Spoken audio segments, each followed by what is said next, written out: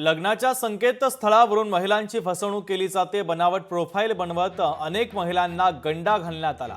नाशिक पोलिसांनी आरोपीच्या मुसक्या आवळलेल्या आहेत। तर सध्या लग्न जुळवण्यासाठी लोक अनेक ठिकाणी वेगवेगळ्या संकेतस्थळांवर मुली आणि मुलांचे फोटो टाकत असतात। प्रोफाईल देखील बनवली जाते। मात्र याचाच गैरफायदा घेत 3 मुलींना लग्नाचा आमिष दाखवत फसवल्याची घटना आता समोर आलेली आहे।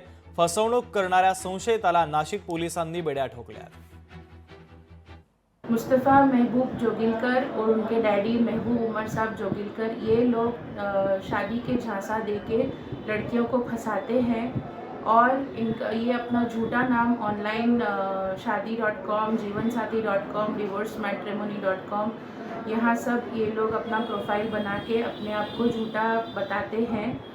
एड्रेस झूठा देते हैं, नाम झूठा देते हैं और मेरे जैसे कई लड़कियों को उन्होंने फंसाया है। मुझसे झूठा शादी किया है इसने और झूठा शादी करने के बाद मेरे और मेरे फैमिली से 1.5 करोड़ रुपया इसने निकाला है।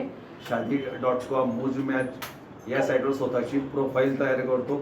मुस्तफा मोहम्मद जोगिलकर या नावाने, कधीतरी मुस्तफा मोहम्मद खान म्हणून, नाहीतर कधी हर्षवर्धन मोहन पाटील म्हणून या नावाने तो प्रोफाईल अपलोड करतो आणि महिलांशी तो संपर्क करतो। संपर्क केल्यानंतर त्या महिलांशी अत्यंत गोड बोलून त्यांची फसवणूक करतो, त्यांच्याशी शारीरिक संबंध प्रस्थापित करतो आणि त्यांना पैसे मिळाले, त्याचं इप्सित साध्य झालं की तो त्या महिलांना सोडून जातो। हे आमचं लक्षात आल्यानंतर आम्ही आरोपिताचा CDR आणि HDR मागवला, त्याचं तांत्रिक विश्लेषण केलं।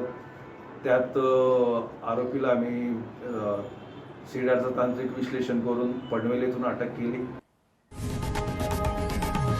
लोकशाही मराठी ऐका, पहा, जागरूक रहा।